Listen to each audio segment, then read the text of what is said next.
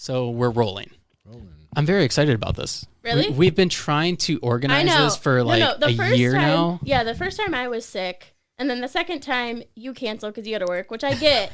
And then the third time I don't even remember life. But we've been discussing this for quite a while. We have. Quite some time now. We've been discussing it before Chris was in the picture. Yeah. Hey.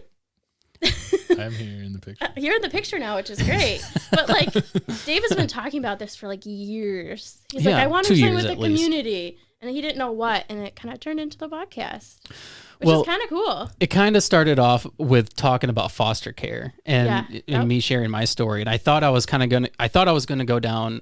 My mic sounds funny. Does it sound like muffled to you? Not really. This is all new to me. I don't know. I feel like I sound weird, but it's probably just because I'm hearing myself. So I thought that this sounds funny. Hold on a second. We're gonna pause. Mic check. Anyways, we're back. We're back. We're live. We're back with life. Yeah. I didn't do anything with the microphones. It still sounds funny to me, but we'll roll with it. So I mean, I kind of hear what you're talking about, but I don't know. All right. So is it me?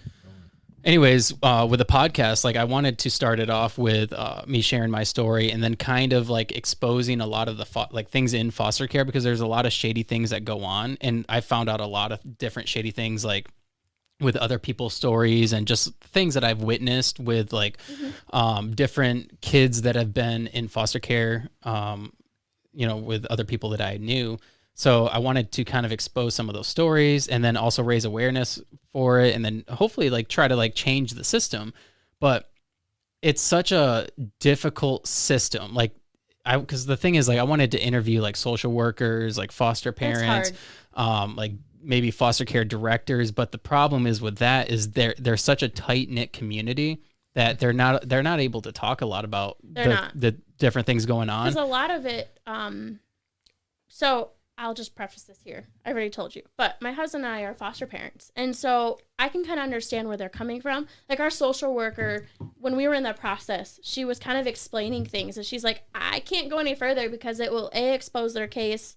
It could be detrimental in their court case. Like there's just a lot of things that we don't think about that, we want to know, but it's for the child's safety. And it comes to a frustration point when you want to try to, interview them and talk with them, but they have to, keep the child's safety in mind. Well, that, and like, I know somebody who's a social worker, and like they have rules in place for social workers to not talk to media.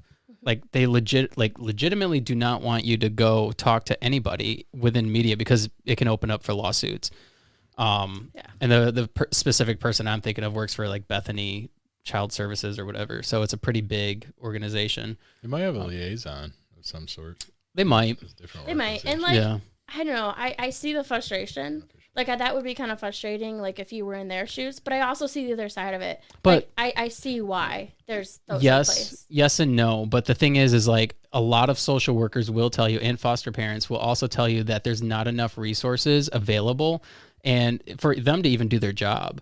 And that's a problem. But the only way to change that problem is to actually talk about it and to publicly talk about it. That way there could be more resources put towards those things. Yeah, and like on the resources aspect, like there's not a lot of resources for people who are trying to become foster parents. Like it's kind of like you get thrown in. What is that process like? Yeah, so there's a lot of things.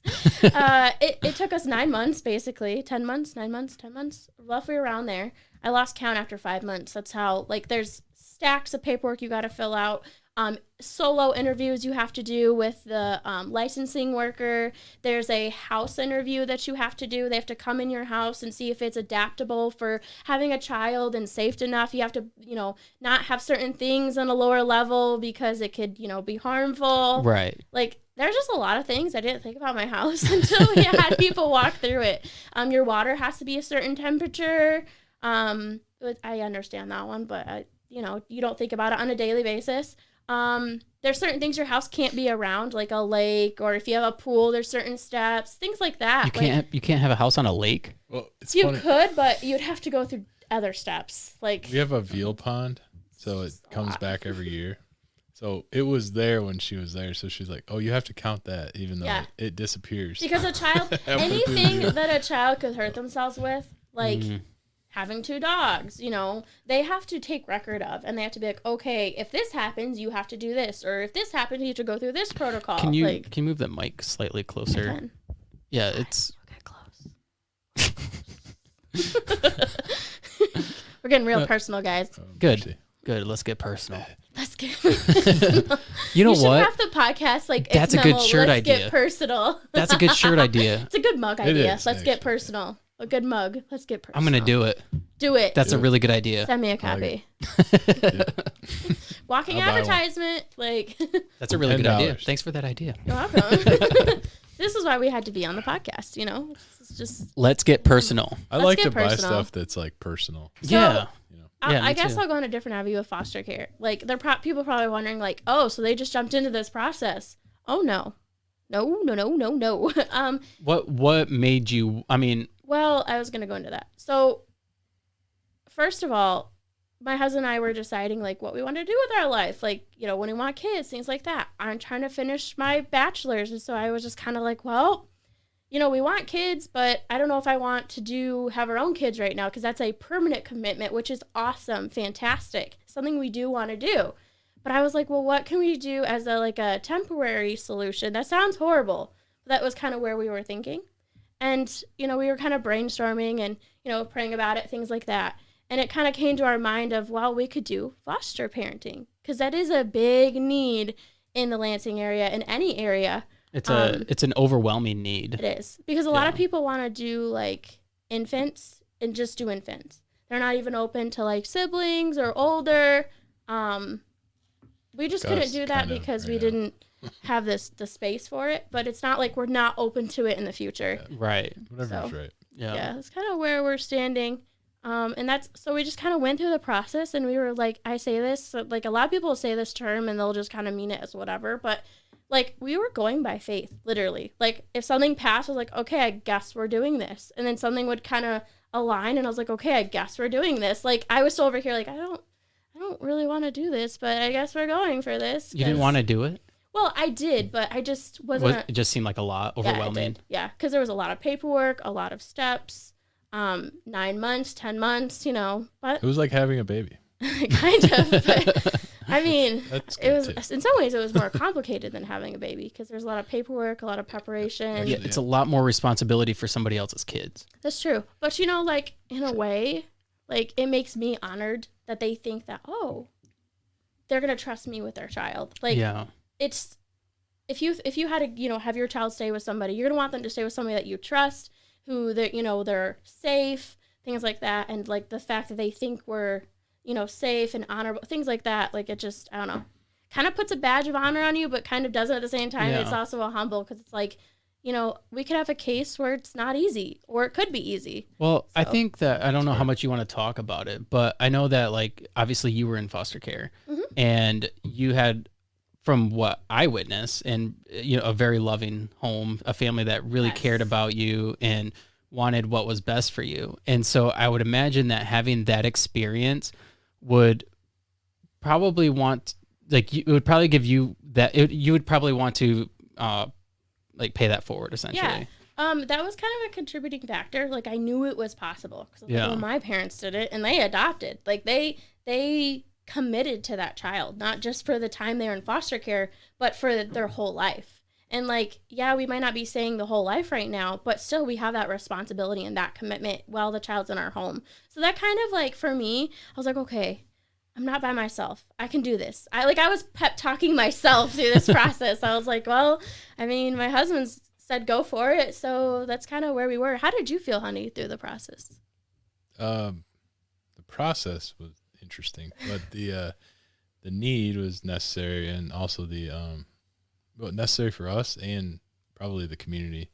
I think I heard we were up Clinton County, they had a free store for like donated stuff for like just for foster parents. Yeah. Yep. We got like 1 or 2 things, but yeah, that was really cool. So while we were in the process, there was a couple things like you could get, like, we didn't have a bunch of like clothes the sizes. So I reached out to them and said, hey, we're in the process. They want us to have a nursery by month 6, because they want to see how it goes. Like I said, my house got babyfied really quick. plug covers, you know.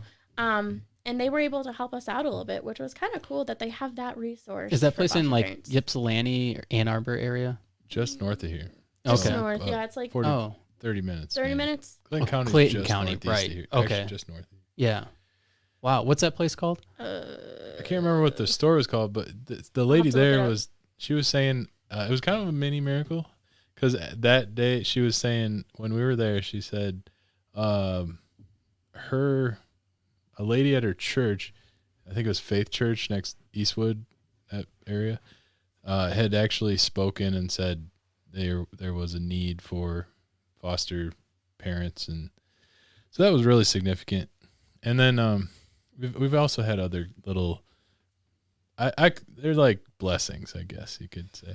And we had one at Waypoint Coffee. Oh, that's true. Okay, so Rock during for this them. process, Waypoint Coffee is in St. John's, and you know how like they give you that sleeve, and Oh, it yeah. was Yeah. like The save sleeve. a life, and it had a foster agency on it, and I looked at Chris and I said, "Well, if that's not a sign, I don't know what is." Like it's on my coffee cup, you know. If I was like, anything, it gets real when it's on your coffee cup, you know.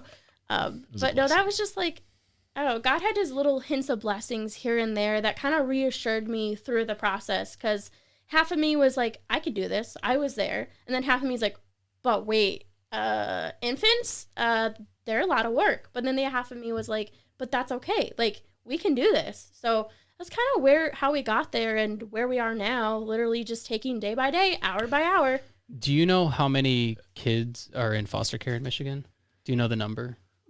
They went over it. Oh yeah, we did go over that. I It was don't- pretty high. It was pretty high. Yeah. What are 10,000? the Sure. percentages of toddler or infant foster kids in Michigan? Do you know? They went over that too. Is it quite significant? I feel like infants, it's not as much. I feel like it's more toddler and older because have a your lot of fun. the families, I was looking it up. Yeah. because a lot of the families want to do infants. That is a big need. That is what they did say. That's why it's taken us so long, is because that's a really high commodity. That's how they said it. Commodity. Yes. Oh my gosh. Yeah. Wow. But they, Yeah, that's horrible to say. it is horrible. God bless. No, That's horrible. I didn't say it. They said it. I'm not, that's true.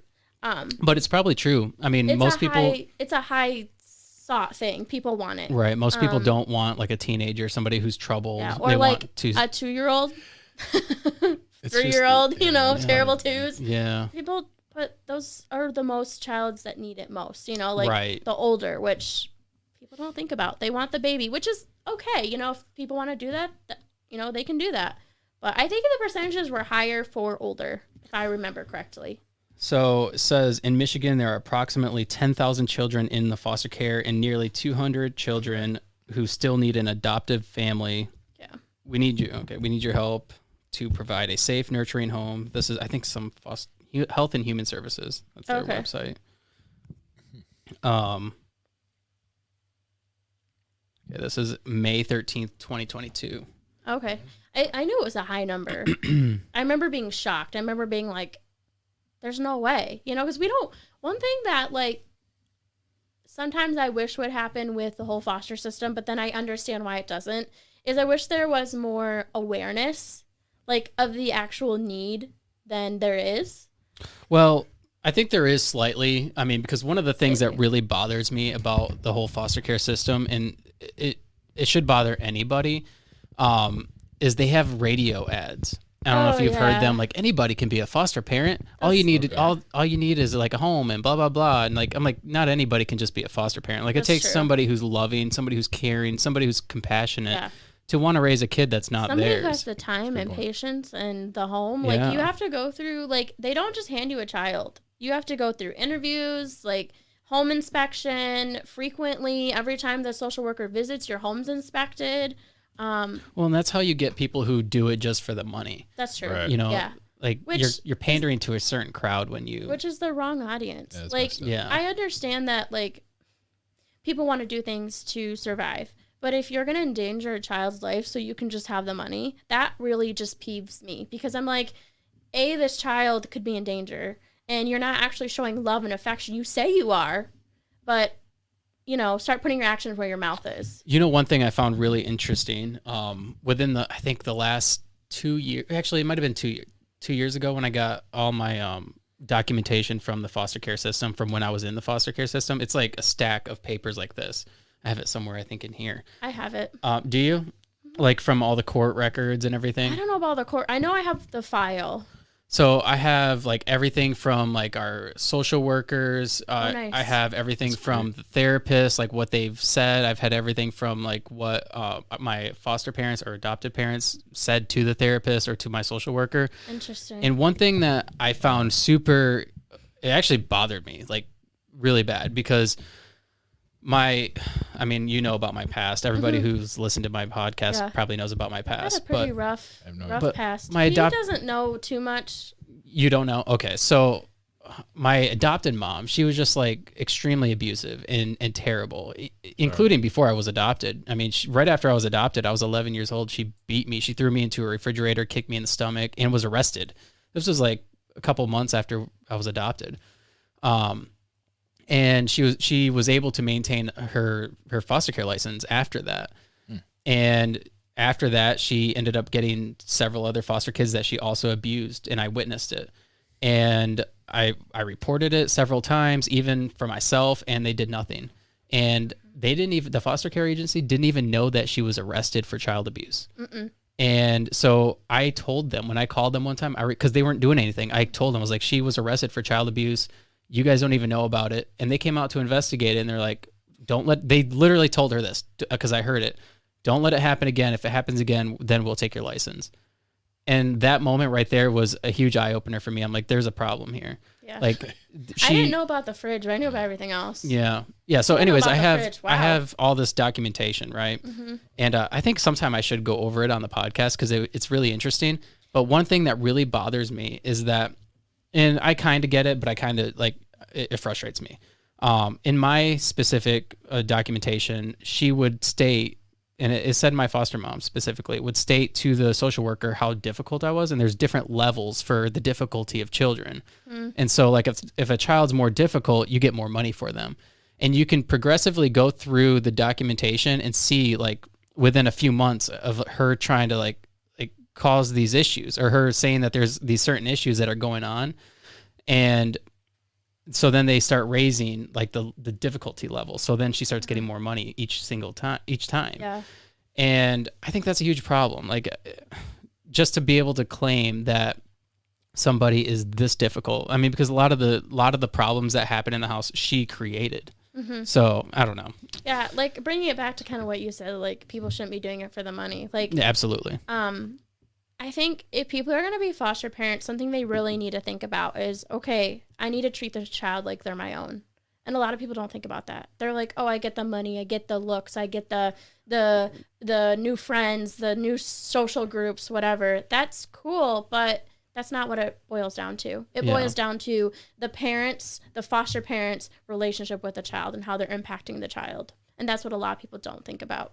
Yeah, I agree. So I would say in that situation, your foster mom didn't think about your relationship and your well-being. She just did it for herself. Well, in many ways, she did it for herself, but that's just me not knowing everything. But that's just me going off of what. No, she definitely did it for herself. Not just with me, but there was different scenarios where like she would get a foster kid and then she would call everybody and be like, I just got this kid. Like it's almost like a clout thing. And so that's definitely a problem.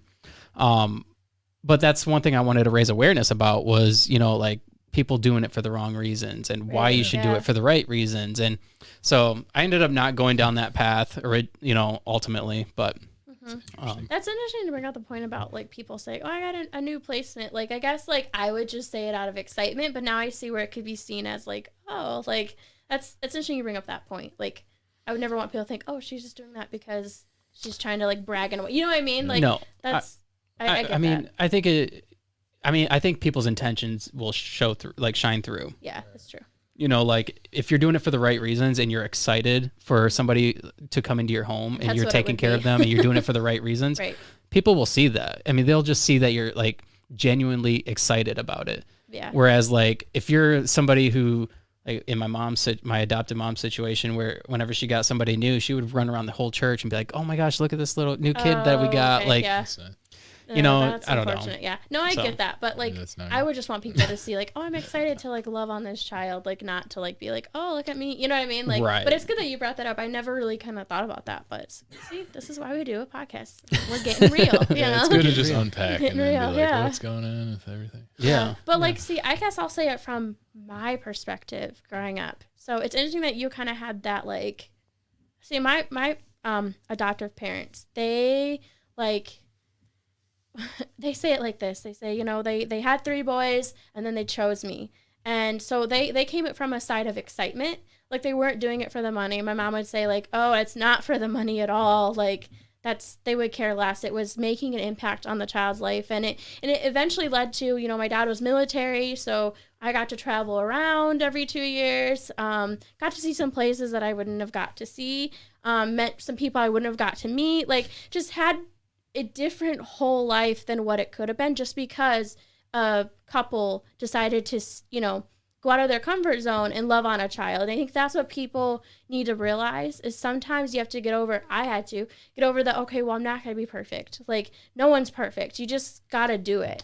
Well, and I think that goes back to doing it for the right reasons and how it'll shine through. Cause like, that's one thing I seen with your adopted parents. Like it made me want to cry at your wedding when, oh, really? Yeah. Like they treated you like, sweet. they treated you like you were their daughter. Like, Oh, yeah. You know, there was like no difference whatsoever. No, so one thing my dad said, and I think he even said it like, to the social workers, and I think I don't know if it got said in court, whatever, but he said the minute she becomes ours, it's no different. She's my daughter no matter what. And like, I never understood that until actually my wedding. Now that you bring that up, I was looking at pictures today, making a book. It's funny how life happens. But like, I saw that, you know, genuinely, it was like he was giving me away. It wasn't just, oh, well, she's not blood related, so we're going to keep that divide. No, it was never like that growing up. Yeah. Which, unfortunately, in some cases, kids get treated like, oh, well, just because you're not blood, we're going to bring you down here. But that's not right either. Well, and that's what that's really interesting because that like you and I have completely opposite experiences. Yeah, whereas like I can see like in your situation that you were completely loved. Yeah. And in my situation, like if you go back and look at pictures, like you weren't loved. I wasn't loved, but there was like a distance. Like I remember there was what do you call it? Like I think you were there at our church when we had like a dedication service. Oh, I remember that. And we have I think there's pictures. I don't know if I actually. There's a picture. Go back and try to find that picture. Okay. Because I don't even think I have it. But I'll have to look. Joey is standing, I think, in front of my mom, and like they're like hugging on him, and there's a clear distance between me and them. Like there's a gap. Well, I remember and one almost time, every picture's like that. I remember one time when we met in the summer and had like a picnic, and I went up to hug you, and your mom got really weird, and I was like, she was like, why are you doing that? I'm like, because he's my brother. To her, she was kind of seeing like the gap like you were talking about. Like you guys, you know, yeah, you're siblings, but you don't live in the same lives. But in my head, I was like, we do live in the same lives. We're just separate. You know what I mean? Like I never saw a divide. Like the older I got, the more I didn't see it, if you know what I mean. Because a lot of people will be like, oh, well, they're your, you know, biological brothers. I'm like, what's your point? They're my brothers. Like you can shush and move on. You know what I mean? Like they're the same. Like a lot of people in society put that, you know, gap. They're like, oh, just because you lived a different life and you went through this and you are blood related, but you are over here, then we're gonna keep this divide. I think that's one thing that whole experience has taught me, that like you don't have to have blood in order to be close. I mean, because like my adopted brother William, him and I are pretty close. Like we're actual brothers. Like if we hang out, no, he's not. Oh, ouch! He just roasted you on his podcast. Ouch. Okay. But the thing is, like him and I are so close. Like like you would think that like we were actual brothers. Like I remember him and I going to the mall as teenagers, and we'd be flirting with girls or whatever, and they'd be like, "Oh, you guys are brothers. We could totally see the resemblance." Like, no, you can't. We're not even related. I would get that. Like I would get that with my not biological brothers. I would get, oh, you guys all look alike, and like my mom would be like, sometimes she would say, oh, well, she's not like blood related, but then she just finally said, well, it's a long story. Like you just, after a long time, it just gets weird saying like. Is that something that you got sick of explaining? Yes. Because Oh, yes. oh my gosh. People would be like, why is she so short? Or why is her hair so blonde? Like, people would say those things. And it was like, Try being somebody who has dark complexion compared to everybody else. oh, yeah, I didn't think about that as well. See, I don't like stereotypes. So. Yeah, I wouldn't guess that. No. I mean, it's something that like going through like that, like through a situation like that, it really teaches you lessons. It really teaches you that like if like being blood really does not matter because like there's a thing like I mean, I don't not to throw anybody under the bus, but like there's people that I'm related to that are blood relatives, and they do not have anything to do with me. And I've tried to have relationships with them, and they still like for some reason just can't get over their own stuff because they can't get out of their own way and have a relationship. I'm kind of there myself because like in the past, like see how deep I want to go. Let's see how real I want to go here. Let's be real. Let's get real. Well, there's a difference between talking to my brother and talking to an audience, you know. That's true. So I'll just generalize this one, and I think you can kind of fill in the blanks. But in the older I've gotten and the more family history and stuff that I've found out about our past that was kind of, I would say, hidden in a way, has made me kind of want to like dig myself and kind of see and like reach out. But it's also, like you said, it's put up barriers with certain family members that are like, well, I'm not going to give you that information because you're seeing it this way. Well, okay, I haven't gotten the other side. So how am I supposed to see it? Not throwing anybody on the bus, but how am I supposed to see it the other way? You know? Right. That's where I'm going to leave that. But. Well, I mean, and that's where like, you know, being your own independent person and being somebody who has gone through the things that you've gone through, even though like you may not remember them because you were so young, it's still up to you to figure out what actually happened and to determine what both sides of the argument were. Like, and that's exactly what I did. And it really made people angry and it caused a wedge between relationships. And the thing is like, it's only fair. You know, for somebody who was taken away from their parents and their siblings and put through all this trauma and all these bad experiences in life, ultimately have a better life now. But like growing up, it was terrible. Like, I mean, if I was any other person, I probably would have killed myself. Yeah. And you know, it's like going through all of that to not know anything is pointless. Like, you have to figure it out. You have to figure out how you got there, why you're there, and try to like mentally like and like I don't know, prepare yourself for. I don't know. It's just like I don't know. It's something that like frustrated me talking with certain family members is just like you said, they would get upset about the way you heard it. And it's like, well, okay, my siblings went through it. You just saw it from the outside. You weren't actually the one in it.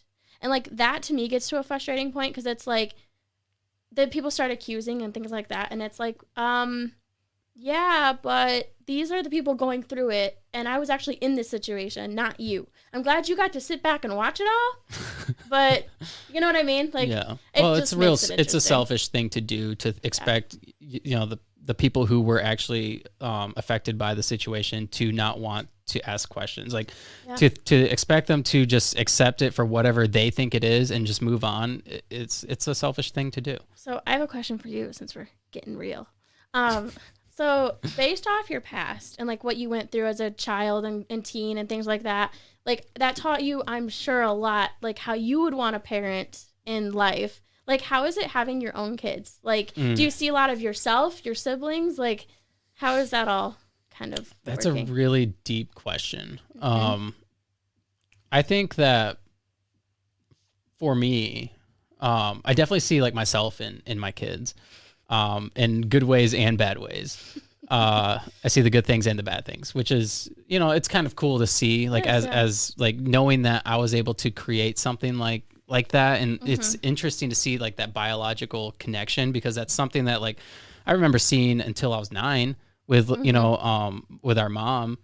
But then after that, like I have nothing. So it's cool to see that in my kids. But like one thing that, like having kids, I always knew that I didn't want the same situation for them. Right. And I always wanted better for them. And I still do. I still want better for them. I don't want them to experience any of the things that I've gone through. Yeah, that's... Now, like, as far as like parenting,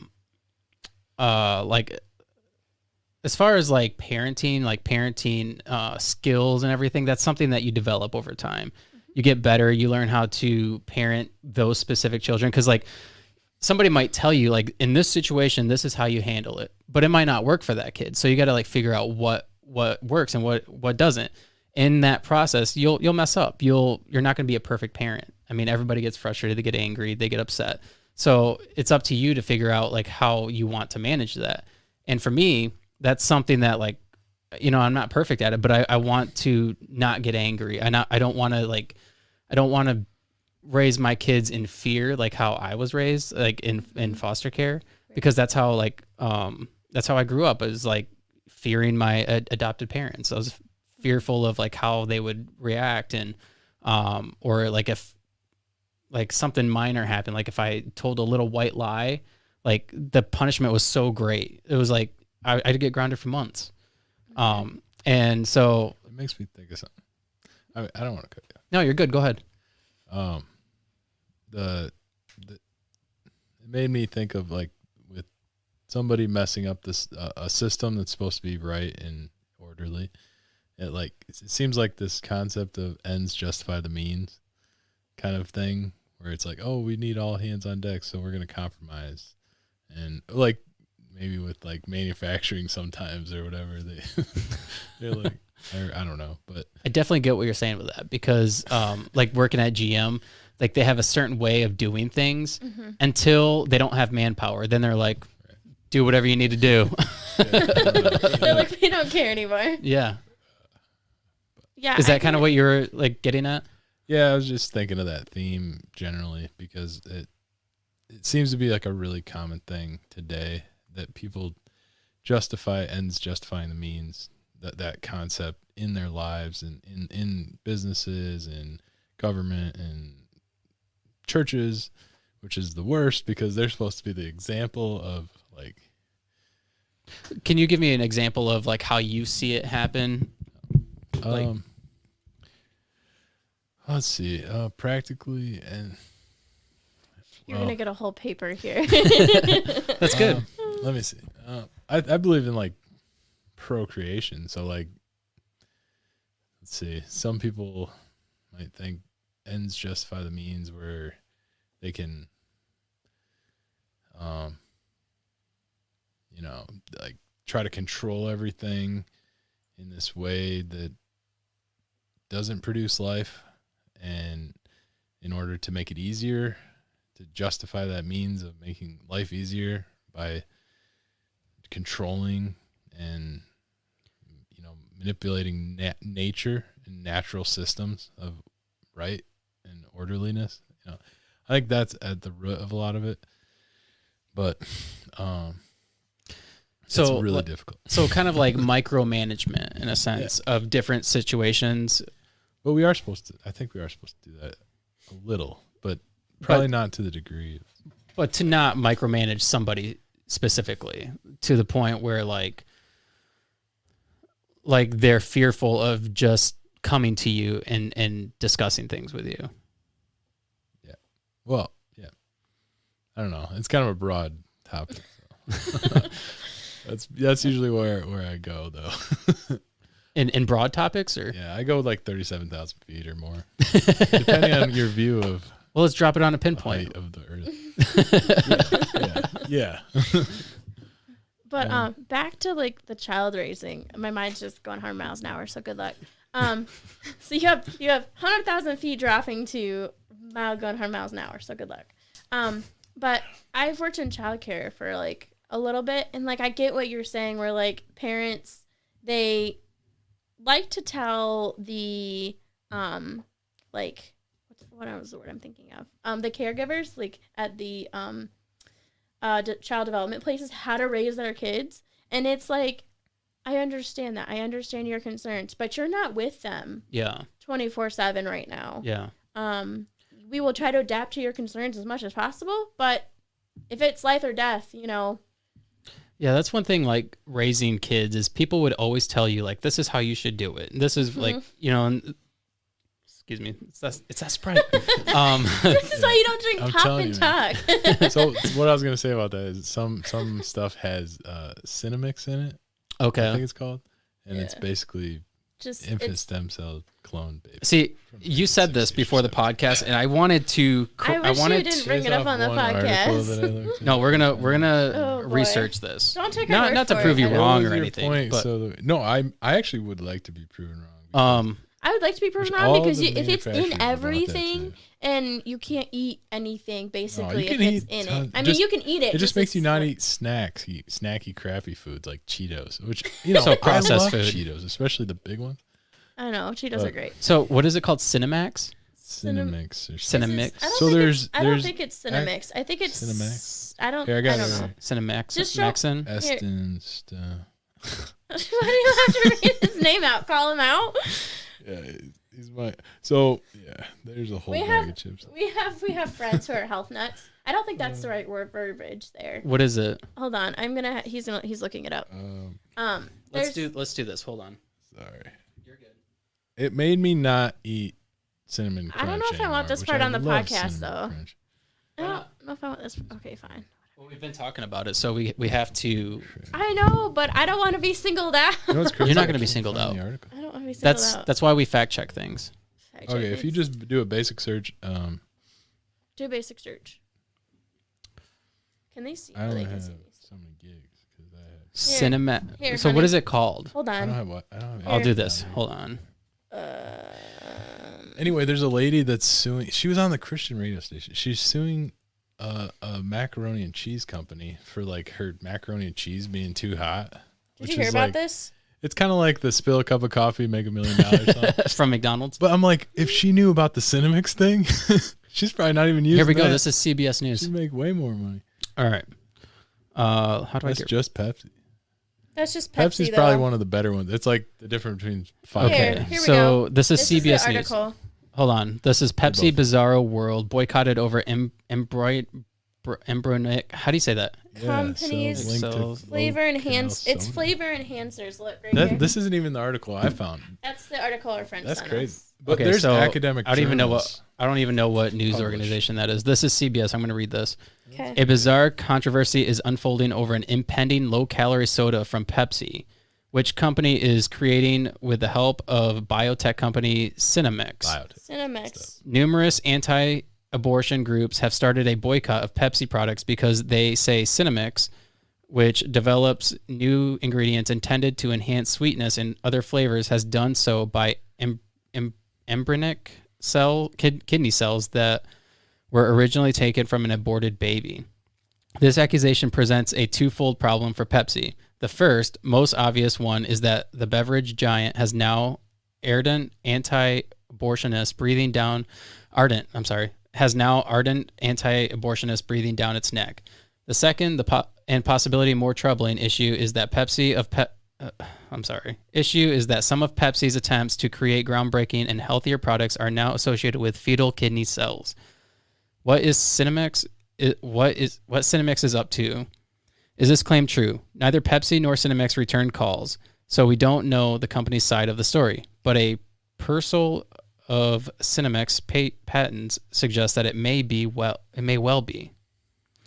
All but 7 of the company's 77 patents refer to the use of HEK 293, human embryonic kidney cells, which researchers have used for decades as biological workhorses. For the bio geeks among you, these cells offer a reliable way to produce new proteins via genetic engineering. The company appears to be engineering HEK cells to function like the taste receptor cells we have in our mouth. This way, Cinnamix can test millions of substances to see if they work as different types of taste enhancers without subjecting human volunteers to endless taste tests. So basically, Cray. that's one article. I just sent you an article, David, that actually goes into like what the HEK cells? what Cinnamix is, and then look too far HEX 293 is. But like basically, like it's a thing that's I haven't seen a lot of research done. So like what I haven't really like told a lot of people, which a lot of people don't handle it well. What I've said is, do your own caution. Like if believe what you want to believe. Like because for me, there's not a lot of research done on it, but there's not things not proving it. So it's kind of like Just made me want to eat healthier after that's that. kind of what But it not did. like legalistically. Like I still No. want to. I would if somebody gave me a pop. I tried to give you really a pop before you got here. And I was really thirsty. There was no alternative. And I was held against my will. No, No, you were not. I would still, like, I think I had a Gatorade. You had a Gatorade in my car. And I didn't make that big a deal about it. But, like, it just makes you more aware of what you're eating, basically. Like, Well, I mean, you should always be aware of what you're eating. But, like, if they can throw that in a pop, then what are they throwing in our actual food? You know what I mean? Hey, everyone. So during this episode, I discussed something that would be considered pretty controversial. We bring up an article from CBS talking about embryonic cells that are possibly being used in soda products, or pop, as you would call it here in the Midwest. But primarily, Pepsi is supposedly using these. And it's a conspiracy. However, I do pull up an article and I read a portion of it, but I didn't read enough into it on the podcast. And in doing so, I want to obtain from spreading misinformation. So what I'm going to do is I'm going to read the whole article here right now. And then I'll put the article in the comments or in the description below, and you can look it up for yourself. So it's interesting either way. But yeah, here it is. I'm going to put it on the screen. All right. So a bizarre controversy is unfolding over the impending low-calorie soda from Pepsi, which the company is creating with the help of the biotech company Cinemex. Numerous anti-abortion groups have started a boycott of Pepsi products because they say Cinemex, which develops new ingredients intended to enhance sweetness and other flavors, has done so using embryonic kidney cells that were originally taken from an aborted baby. This accusation presents a twofold problem for Pepsi. The first, most obvious one, is that the beverage giant has now ardent anti-abortionist breathing down its neck. The second, and possibly more troubling issue, is that some of Pepsi's attempts to create groundbreaking and healthier products are now associated with fetal kidney cells. What Cinemex is up to. Is this claim true? Neither Pepsi nor Cinemex returned calls, so we don't know the company's side of the story. But a pre-usal of Cinemex patents suggests that it may well be. All but 7 of the company's 77 patents refer to the use of HEK 293 human embryonic kidney cells, which researchers have used for decades as biological workhorses. For the biogeeks among you, these cells offer a reliable way to produce new proteins via genetic engineering. The company appears to be engineering HEK cells to function like the taste receptor cells we have in our mouth. This way, Cinemex can test millions of substances to see if they work as different types of taste enhancers without subjecting human volunteers to endless taste tests. To non-scientists, this may sound a bit strange, but the reality is that HEK 294 cells are widely used in pharmaceutical research, helping scientists create vaccines as well as drugs like those for rheumatoid arthritis. The difference here is that Cinemex works for Pepsi is one of the first times the cell have potentially been used to create food or beverage. And it's important to note that no part of a human kidney cell are ever a part of Cinemex taste enhancers or any finished food products. When bioscience meets the mass market for Debbie Vinege, who runs the anti-abortion group Children of God for Life, that doesn't matter. It's the you factor. It strikes a really strong reaction in people, she said in an interview. She points to the fact that one of Cinemex patents, not one for a product Pepsi would be using, refers to the way company scientists use mifepristone to get unstable HEK cells to respond. Mifepristone, I might be saying that wrong, being more commonly known as RU-486, the abortion pill. Vinege, who has been campaigning against the use of embryonic cells for years, unearthed the information about Cinemex and HEK by combining through the company's patents. Even though HEK 293 cells trace their origin to a single fetal kidney back in the 1970s, everything has come from cultured cell lines. Vinege considers their use unethical because it indirectly creates a market for aborted fetuses and encourages scientists to hunt for new embryonic cell lines. She argues that Cinemex could use other non-fetus-based cell lines, such as those from animals. Pepsi is not alone. Pepsi is hard is hardly the only company working with Cinemex. Kraft's KFT, Cadbury unit, Nestle, the soybean company Soleil, and the flavor company Ferment also have partnerships, and Vinege and her supports have sent letters to those companies as well. Cinemex says the Nestle is selling products with its flavor ingredients, though it doesn't specify which products. Pepsi, though, remains the biggest and most obvious target. A New Yorker article last month on the company revealed that a new 60% less sugar soda could be out within 6 months. But David Cohen, a Raymond James stockbroker who's been following Cinemex,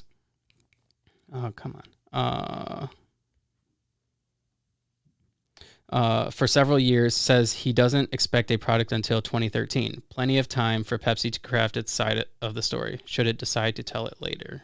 So yeah, guys, that's the article. That's the article I pulled up on the podcast. That's the article that I partially read. I had no ill intent on bringing that up. It was just something that was brought up in conversation, and I thought I probably should read through the whole article amongst releasing this episode, just because I don't want any misinformation out there. I don't want somebody hearing it and then going and repeating it. So anyways, I think if you find that interesting, you should look it up. Obviously, that's an article from a very long time ago. It was 2011 when it was published. So, yeah, who knows how accurate that is. I haven't done the research, and I should have done it on the podcast. But anyways, there's that. Thank you guys for listening, and thanks for your support. Don't forget to like and subscribe this video. If you're listening on Apple, please leave a comment or a review. I would appreciate that. Anyways, enjoy the episode. Food. You know what I mean? Like, I don't know. It just made me really, you're double. I wouldn't take it too far because you got some global stabilization stuff going on here. Yeah, you don't want to mess around too much with that. I would just kind of leave it. What do you mean global stabilization? Well, that's a lot of good infrastructure that has a lot of good purposes for the world.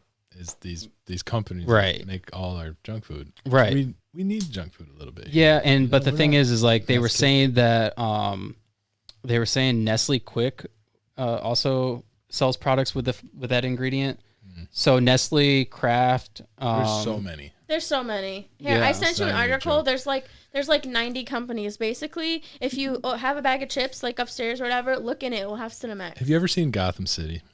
The whole thing? No, I haven't. So there's this one scene where the police guy, he's like, we just have to make the best worst decision. And so they make the best worst decision and have this horrible person lead them. But it was like, that was the answer. Anyways, and it actually makes sense. You can take what we say, you can take it or leave it, but it just has made us eat healthier and think decision. about it. That's all. Well, I mean, I guess if anything, at least it had a positive benefit on your guys' health, right? I guess. I mean, yes. I I guess. Mental health? No. Because you can't eat squat. No, it's not. I don't know. If people still offer me stuff, it's not like I'm going to be like, oh, I can't eat that. I mean, he'll say it under his breath, but like, you know. Like, there's so many problems with eating different processed foods. Like I was talking about this on the podcast with a guy. His name is Chris West. And we were talking about Oreos, and we looked it up on the podcast. It has, what is it? Glycemia or whatever. It has I can't remember what it's called, but anyways, it's an ingredient that is just as addictive as cocaine. Oh. And so that's why you can't. That's why you can't stop eating like Oreos, and that's why you never feel full on them. But they're so yummy. Yeah, they are. So you just keep eating them. And then you keep getting addicted. Gosh, why do you have to ruin Oreos, David? No, thankfully, I don't like the texture. We didn't have to get that real. That helps. I'm just kidding. I still eat Oreos, so yeah. I was gonna say. Still got to keep it real. Stop. I think David will be down in a whole sleeve of Oreos. Whenever we buy Oreos, I at least eat one sleeve. Oh yeah, I have to. Sleeve. I know. I indulge a little bit. I know, right? I like the double stuffed mint. You lost me. I think it's funny. Just You're regular stuffed? Double stuff. Regular double stuff. Are you okay? Here's another. You guys will get to know David real quick. Are you I eat the outside cookie and then eat the middle and then you eat the bottom cookie, or do you eat the middle, or do you eat the whole thing? No, I eat the whole thing. I dip it in like a savage in milk and then I eat it. No, No. Sometimes I have to scoop it out with a spoon and eat it. Ew, that's where you lost me. Ew, then it's soggy. Ew. I use milk. He likes milk. See, I'll take it all apart, eat the middle first, then eat one cookie and then eat the other cookie. See, I don't but if I'm in a rush, then I'll eat it all. I hate candy. I can do no candy my whole life, but cookies, chocolate chip. Oh, and chocolate chip are good. Cookies are my downfall. They're so good. Like homemade chocolate. Have you ever had my mom's homemade chocolate chip cookies? They're amazing. I'm sure I have at some point. They're amazing. They're like the But I'm going to say in the no, pan. so you have to bring them over. See, we Next cook thing together. you get a knock at 2 a.m. We were up, so here you go. Just kidding. So, anyways, going back to this baby drink. I'm drinking. Yep. I love saying that. It's like funny, but you're like serious at the same time. Deep down, you're like, See, what am I doing? This is why I didn't want to bring it up because now people be like, oh, look at that. No, just kidding. Whatever. Well, fine. If y'all want to judge, be like that. I don't know. I guess I want to research it more. I love the Sprite. Like I said, there's not a lot out. Like I'll send you the articles that our friends sent us they're accredited, but there's not a lot out. There's basically one with a ton of stuff, Yeah. and it's just .org. But then there's like empirical articles on Cinemix. Yeah. But it's none of them are none of the empirical stuff is gonna just Google academic journals. None of those are gonna be actually on websites because they'll probably be taken off by a company. Yep. That's a huge problem with freaking I feel like internet. Sprite wasn't on there though. Good. Just to let you know, because I don't remember seeing it on the little website. It is a Pepsi product though. Yeah. We're gonna fact check But it's it right less now Pepsi to make you because feel clearly even not. more concerned about It yourself. says Sprite, not Pepsi. My name is Lauren Harrington. I'm a real estate agent with Century 21, Lemac Realty. Whether you're looking to buy or sell your home, I can help. From the big cities to the small towns and anything in between, I can make your home buying dreams come true. Come join the Century 21 family. Contact me anytime at 989-534-6430 to begin the process. I look forward to hearing from you. That sounded good. Best worst Is there option. a cat scratching at the door? I might. But there's no. I mean, it's cool to maybe explore other options. Like, have you ever the difference between like glass bottled pop and like It's so much better. canned It pop? tastes so much better. But it's It has like made in citric another acid in country, it. but it's Yeah, better. Mexico. Yeah, I love it. I do. So, anyways, I think you're fine. I think I'm fine. I mean, I have citric acid in it though, but yeah. yeah, but You're just hurting That's not yourself the either mold way. citric acid. Right? don't be like doing that to my drink. I know. Like this is zero sugar, zero illegal. calories. It's okay. I It's a got really lemon zero. lime, I got like- water right here. Represent. Yeah, but right? we got This is a these free weird Sprite waters. commercial right here. See, Sprite, free commercial for them. There you go. It's good. No, It's to be guilt-free. honest with you true. though, like I really like Coke. Like if I was gonna drink a pop, I like Coke. I will admit it, but I try not to drink it all the time because it is not good for you. You know they used to put Coke better or than Diet Coke Coke. in Coke, Yes. Coca-Cola. Yep. Yeah, Oh yeah, back in the day. yeah. Yeah, I know. I don't drink it that much, but like, man, sometimes a cold Coke on a hot day. There's nothing better Yeah, it's in a glass bottle. in a glass bottle. You know what I'm saying? Glass Yeah. bottles. I had a teacher. better. one McDonald's time- Coke is pretty good though. Oh, theirs is the best. they- Theirs They have is the that on. best around. That's on point. Do you know why then- it's the best? Cinnamon. There's actually a video on it. No. It's just so ridiculous. Are you done ruining my show? Do the ends justify the means? I don't know. Are you done ruining my show? Sorry. Okay, thank you. I actually watched a video on how McDonald's makes their Coke. It's the way they dispense it. Yeah, that's Interesting. It's the way they dispense What it. The like the tubes in the machine they use. I don't remember all Does the it information. pump a little but sugar in it? I don't know, but it's good. Well, it's like isn't it made with? Yeah, it's a special container. Yeah, it's a special container. we Like watched fast the foods are documentary. trying to replicate it so they can get that specific taste that McDonald's has, but they can't even touch it. Did you guys ever watch the documentary on McDonald's and how they Yes. took over? Yes. Yeah, I think that was actually Uh-huh. in the documentary. No, this is a different one. I watched with my brother. Yeah, this one was ridiculous. Like it made me not want to eat at McDonald's ever again. Because obviously that's how they became a superpower, but the guy who originated it kind of stole it from the people who actually, the guy who started the chains stole it from the people that originated it. I just and- eat the burritos. The breakfast burritos? Like They're actually pretty hands down. good. I heard a little bit about those, and There's pretty like, good stuff. I don't know. once in a while a cheeseburger's good from there, but then I realized like making the meat and actually eating like more not so processed is better. So. Oh yeah. But I mean, I don't know. I mean, it's not real meat. I think their eggs Yeah, are it's pretty not. good. Like, probably have good eggs. I judge you for that. I used to work there. I know their eggs are not good. Oh, okay. Maybe in the burrito though, because burrito. I didn't know you used to work there. Yeah, back in high school. I worked at Wendy's for like a week, and I was like, You worked at Wendy's for a week and then realized My when I friend worked in Greg fast called me. food for like a year and almost a half. You worked at Chick-fil-A though. I did, but that's I why could we tell you got about them Chick-fil-A. They're not as good as they say. yeah, I mean, have some issues. How do they portray themselves? Because I don't really. Well, now I don't know. I don't want to get too. I would say political or on this podcast, but we can get political. They stood Probably for so, one yeah. thing. They stood to be a Christian company, and the founder actually was Christian. And now they're falling into all the other agendas and stuff. How so? And, Like like, what agendas? I would say the LGBTQ, all that stuff. Okay. Which, you know, if a company wants to do that, that's fine. But they need to not claim one thing and How be are doing they? another. How are they getting involved in that? Well, when I worked, the branch that I used to work at, they would hire people on the higher end of the like working chain. I don't know, however you want to describe it, like managers, things like that, who might be, you know, LGBTQ to try to make it okay when the original founder, that's not really their vision for it. They have documentaries on Chick-fil-A, like how it all started and things like that. And if you look at that, it's kind of like, well, would they be happy to know their companies now? You know, I don't know, but We were sitting in class, Systematic Theology 2, when I was in seminary. So there's some authority behind this. And the professor's like, you guys got something serious to share today. I was going to talk about angels and all this cool stuff, but he's like, Chick-fil-A has compromised. It was just like ridiculous. And so I don't know. I mean, their food is good. Their food is really good. Their food is good. It's still not healthy for you. It has Cinemax in it. Well, But it does? that's what our friend said. Their fries have Cinemax in it and Well, stuff. okay. So granted, most potatoes, you got to grow that stuff yourself or get organic, because potatoes were on like the dirty dozen list of like bad foods.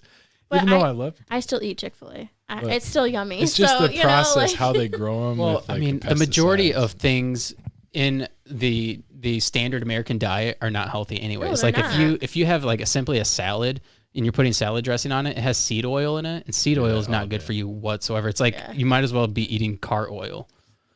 It's like one grade away from being car oil. Ew. Yeah. Thanks and for ruining dressing. I'm just saying, it's like, and same with like No, that's Chick-fil-A good. sauce You need and the like motivation. ketchup and ranch and all these I other know. things. Like, You need to get yeah. like mentally ahead of the food game. So But you it's can or like- eat or healthy. it's cooked in seed oil, like their chicken. Yeah. They put it in the frying oil, and it's all seed oil. Yeah, but it's delicious. It is delicious. I eat it regularly.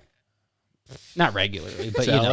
know, Or what? what's No, that? he eats Chick-fil-A Oh, regularly. Chick-fil-A. Yeah. Not like super to get away from regularly, but Yo, call us next time. No, just kidding. Yeah, we're like, our friends are like, don't get the sauce. It's something's bad in the sauce. Chick-fil-A It's, like, sauce? too much sugar. So one His thing- wife makes the It's best like, Chick-fil-A extra sauce. please. one thing that really bothers me about Chick-fil-A is that they're overly nice. And like I know that it's not genuine. Like No, they David. they hooked up. So this is a little blessing, not miracle. Maybe. Was that the Chick-fil-A It's just line? funny. They're overly nice. they are. It's it's not real. What if they wanted to be nice? No, I think they should be nice. And like if I go to McDonald's, I want the same treatment. Wait. However, So you want them to be mean and hand you your cup and be like, "Here you go." no, I don't want them to be mean. But I don't want them to be like, how may I be of service for you today? Like it's overly Yeah, I it's get that, yeah. it's overly done. They Well, didn't even like- say their name too. No. Oh, like the whole like No, my Andrew, pleasure. I don't care that your name is Andrew. The whole like my pleasure thing. Like I never liked saying that. Like my cousin used to say it all the time before he worked at Chick-fil-A, and then he would say it when he worked there. And I remember turning around on one day, I'm like, "Yo, like that's a little much. Like I don't even like saying it that because it's not my pleasure to serve you. Like it should be, yes." But there's times where it's not. it just seems like something that's not needed in today's culture. Whereas like just being like nice and being respectful of the customer is would go a long ways. Like would. that's something you don't get a lot at McDonald's or like any other restaurant, that's true. any other restaurant. It doesn't matter what the place is or anywhere. It could be the store even. Customer service today is terrible. It is terrible. So I do kind of respect Chick-fil-A in that manner because their employees are super respectful. But are. in another sense, I also find it kind of condescending a little bit because they're forced to be like that. Wait, And so you want it to be terrible and then No. terrible. So you can really I'm complaining without having a solution, all right? Oh, yeah, I understand. That's like the way. He just wants to say they're too nice. He wants his drink slammed in front of him and his food thrown at him, you know.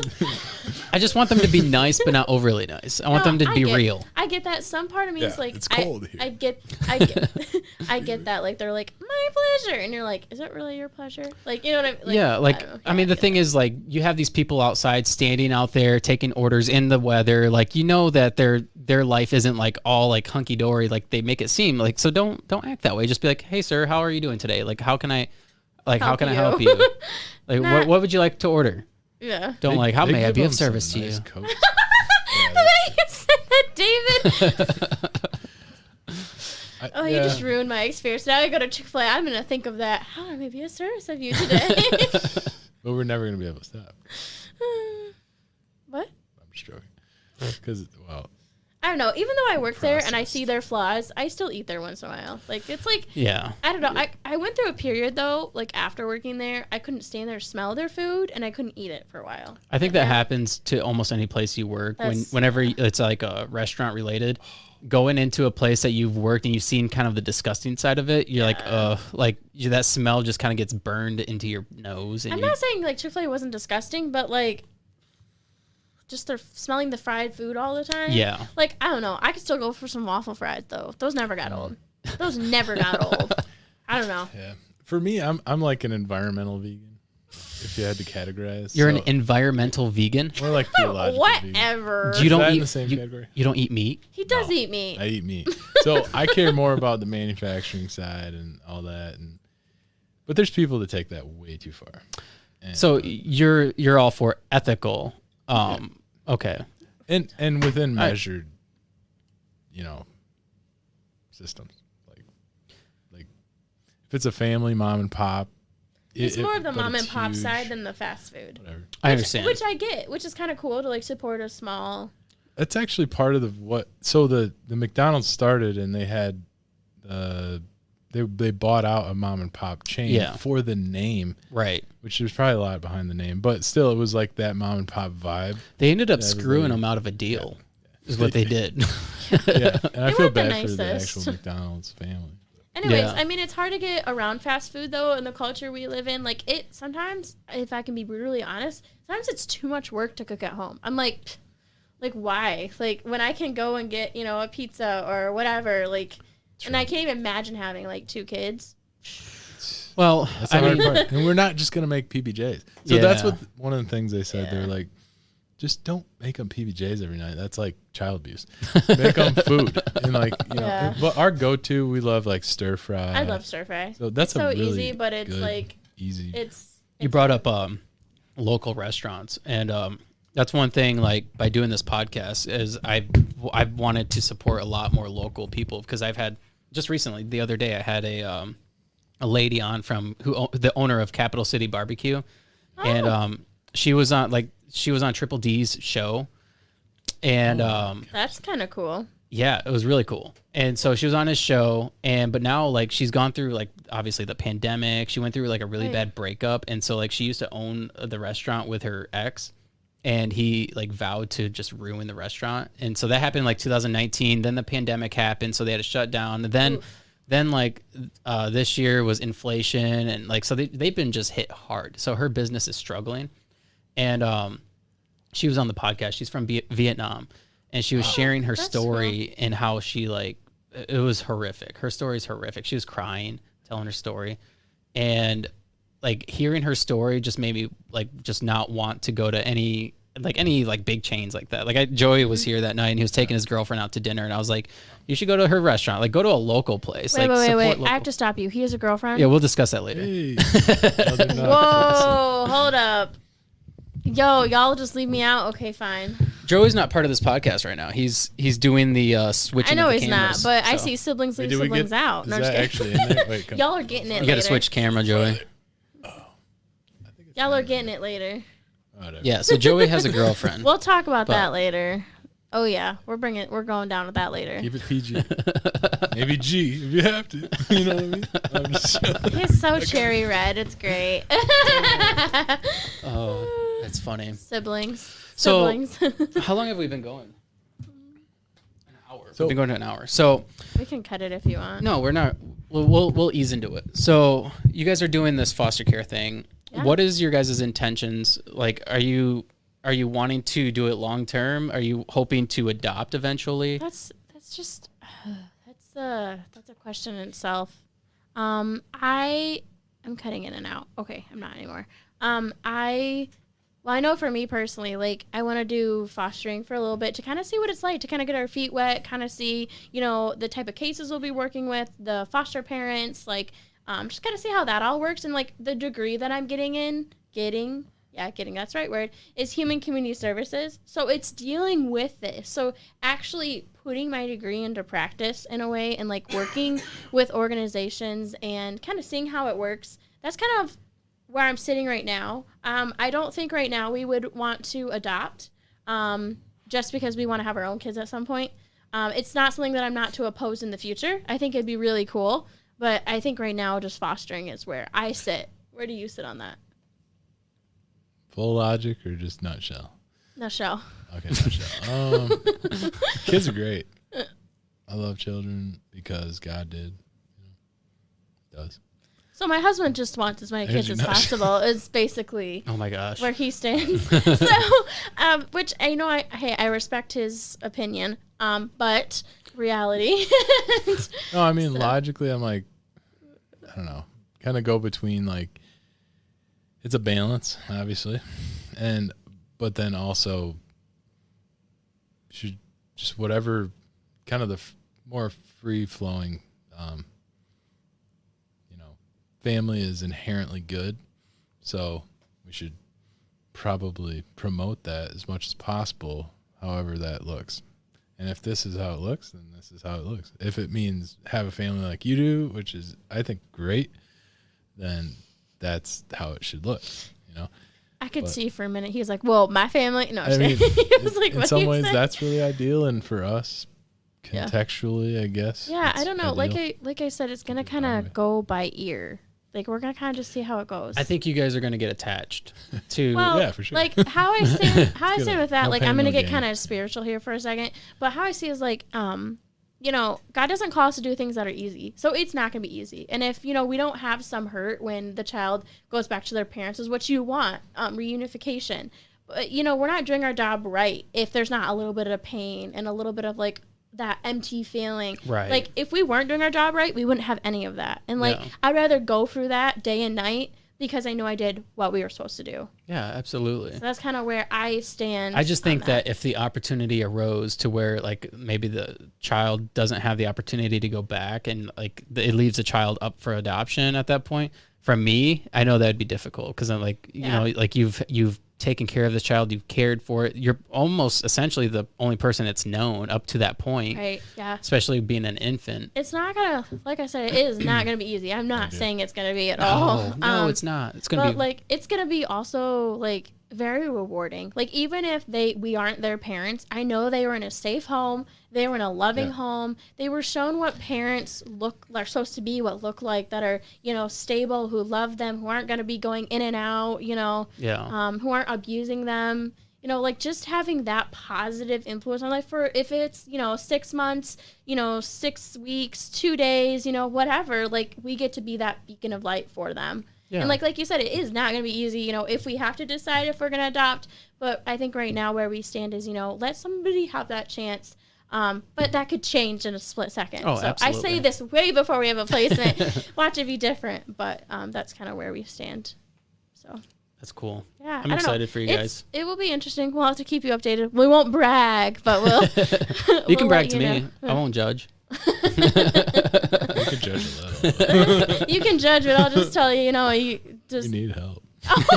That's Need not a- what I would say. All we can get. Oof. Yeah, that's something like foster care is something that I like used to want to do because like I was a part of it, but then now like knowing like how difficult the system is and knowing like all the different hoops you have to jump through and how like of a tight knit system it really is. It's like you're kind of bound by that, and I don't personally want to be a part of that. I would say like this is just something that I just had a thought, and you can be like, that's not where I see myself, but this is where I'm going to go with this. Like, even though you might not want to be a foster parent yourself, but I would recommend, like, if there's a way you could get involved with that, like, you know, in the human community services aspect. So you're still working with like you're doing right here. You're still working with the community, but you're also making a difference on those kids' lives, but not having the foster parenting role. Right. Like, I think that would suit you very well because you have a heart for it. You were in it. You know exactly what they're going through physically, emotionally. Like, well, I thought about like mentoring, like because I know that like through Catholic Social Services you can mentor. Oh, that's cool. Like, I did not know that. That's cool. Yeah, you're like a volunteer essentially. You go there and you just kind of like mentor some kids and whatnot. You'd be great at that. But life is just do that too. Life is too busy right now. So I get it, but like I don't know. I could see you working with the community that way because you have a heart for it. Like you were in it. You were smack dab in the middle of it. So. We all were. I know, but you remember a little bit more than I do, so you have more of a stepping stone. Yeah. But I think another thing is like my mind, and I think other people believe this too in the world, and I don't know about you guys, but I think so you kind of, we have a similar thinking, but I would hope so. I feel like when you get married, it's just like, it's just like part of being married. It's like kids are a thing. It's they could not be for some people, and that would, some people are just like career focused. That's like, true. Yeah. They just want to have some like a significant other, somebody that they can like kind of rely on, but like they're just career focused and they don't want children. You know. I mean, or you could have somebody or they like, can't have kids. Yeah, or you could have somebody like me, like in my early teens. I didn't want anything to do with guys. Like I realized I was like, oh, guys are jerks. I was like, yeah, after 2-year relationship, I'm good. True. Like guys are jerks. I'm good. Like I didn't want to get married. I wanted to be the crazy like dog lady, you know. But then Chris came along. That's a different story. Me, I'm like, what is it? Kindergarten? I was probably like interested in women. But no, like back to the fostering. Like it's. You know, it's a good reminder, like talking to people, like we're talking to you. Like it's a good reminder, like what a big like task we're given. Like yes, like we don't have a placement right now, but we could any minute. Like it kind of slips your mind when you start to do everyday life. Like when you were like, when I mentioned it, you're like, oh, so when's your placement? Like I made me think about it. I was like, oh, that could happen. It could happen. My life could be like I could have holding an infant tonight. Like I just don't think about those things. Like people ask me all the time. They're like, oh, are you ready to be a mom? I'm like, are you ever ready to be a mom? Question mark. Like I won't know until we're going through it. Like I mean, the most you could do is kind of mentally prepare yourself for that moment. Yeah. But once you're in that moment, you're not going to be ready. Exactly. No matter what. Exactly. I mean, even when you have a kid, you're not going to be ready. But I feel like that's just the awesome adventure of it, though. Yeah, like, absolutely. I don't know. And it's exciting. It gives me hope knowing that there's people out there who are still willing to like authentically like care for somebody. Because I mean, my experience in foster care was terrible, and I know that there's so many people that just take advantage of the system. There's so many people that want to just do it for the money and do it for wrong reasons. They might have mental illness, or they might not. They might, whatever it is, whatever issues they have in life, they want to take somebody in so they can control them or whatever. But having somebody like you, somebody who's willing to take people in and love them and care for them is very important. And much like your adopted parents too, you know, like they're like a godsend. Like, oh yeah, like I said, it takes that one person getting out of their. Chris is like, if they were for them, you know, no. I don't know if we would have met. That's what he's thinking of. Anyways, I still would have met. I don't think so. You were too much of a rebel. Anyways, so. Oh my gosh. Back to fostering, Chris. You know, it took my parents and, you know, people like us stepping out of our comfort zone. Like I said, there's not a lot of resources for, in the process of becoming foster parents. I have found some groups on Facebook that are like foster families, but that's kind of weird because then it's like this connection of like, oh, I can't say really about my case, but we have this child. And it's like, yeah, I'm good. I I'm good. I'm just gonna, rely on family and friends to support us. Like, that's what we're, Right. like, in each other. Like, that's, I don't know. I mean, groups are great. Like, if that's your thing, cool. But it almost is like what you mentioned earlier. It's almost like a creepy, like, I have you gotta this be careful. placement. Like, Yeah. look at me. Like, and I'm good. Like you said, people do it for the wrong reasons all the time. Family status, like, Yeah. just for the looks, buying the clothes. Like, that's all fun.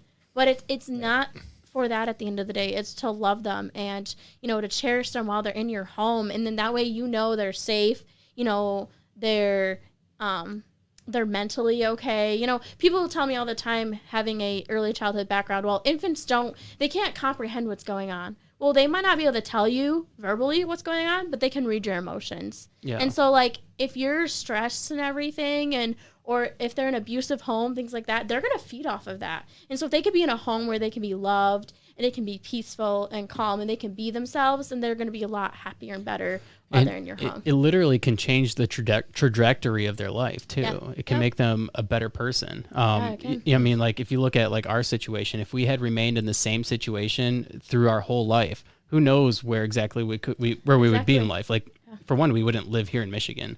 You would have never met Chris. Nope. We would on vacation and be like, hey. If we'd be living in Lake Worth, Florida, which I don't know if you've ever been to where we live, but it's like kind of a poor community. So we like wouldn't have much in life. Like, we probably would have very minimal like opportunities. Right. Yeah. And so, like, I'm thankful, even though like I've gone through all the stuff, all the negative experiences in life, I'm still thankful for where I'm at today. Because if it wasn't for any of that, I wouldn't be the person I am today. Exactly. And I mean, even though like I had a lot of negative experiences, like it still kind of helped shape who I was today, because I knew exactly what I didn't want to be. Yeah, and like somebody that's seen like you grow up over time, this is going to be a you moment here for a second. Oh boy. But seeing you grow up over time, like, to me, it's just like amazing to see like how you're that father that you can be and better yourself for your kids. Like, I don't know, it's just great to watch, like, from where you came.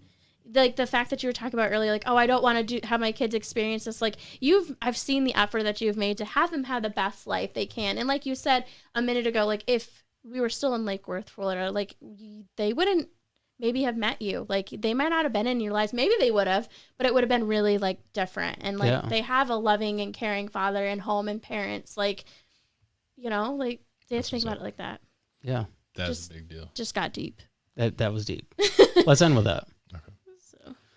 Is there anything else you guys want to talk about real quick? No, I think we're good. Thanks for letting us be on your podcast. Yeah, this was fun. Let's do it again. Okay. Maybe. Oh, thanks. Appreciate that. Maybe when you guys get your first placement and find out how things go, maybe you come back and talk about like the experiences of it. And obviously we don't have to get personal about that, but like just kind of talk about like how like, because obviously like your perceptions of it now are going to be different than like after you get a placement. Oh yeah. And so like, who knows, maybe it won't go so good and you might be like, yeah, this isn't for us. Yeah, I don't know. There's going to definitely be trial and error. Like, there are going to be cases that are going to be easier than others. But like I said, God doesn't call us to do things that are easy. So it's not going to be easy. Anything worth doing in life is never easy. It's not. But it's worth it. But it is so worth it at the end. Anything that you put effort into and that you're passionate about is always worth it. It is. And it always worth the hard work. Yeah, and it sometimes reaps what you sow. So it sometimes comes back and you can see the abundance it's brought. Yeah. So there you go. There we go. That's it. Thanks, people.